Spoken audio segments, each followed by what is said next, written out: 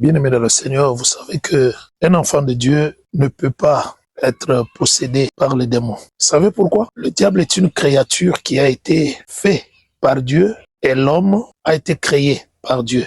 Ça, c'est la première raison. La Bible dit en Éphésiens que Dieu nous a créés en Christ pour toutes les bonnes œuvres afin que nous les pratiquions. En nous, nous avons la nature des dieux. Comment est-ce que celui qui a la nature des dieux peut être possédé par quelque chose qui a été créé? Parce qu'en réalité, dans l'homme, c'est l'esprit. Lorsque nous avons donné notre vie à Christ, c'est notre esprit qui est renouvelé parce que notre esprit était mort. Et la mort veut dire la séparation qui a existé entre l'esprit de l'homme et Dieu. Et par la nouvelle naissance, notre esprit a été renouvelé et nous avons en nous la nature de Dieu. Et celui en qui réside la nature de Dieu, il est difficile que le diable puisse le toucher. Regardez, deuxième argument, lorsque le diable est venu dans le jardin d'Éden, il a pris la nature de son niveau.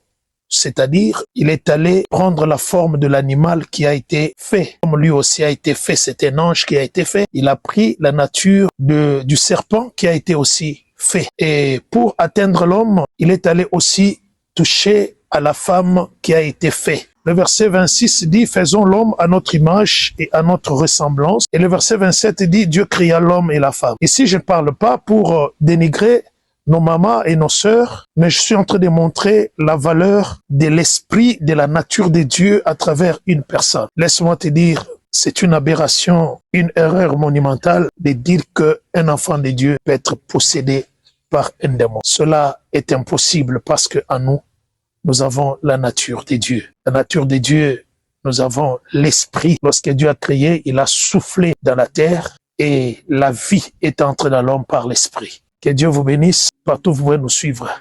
Ciao, ciao.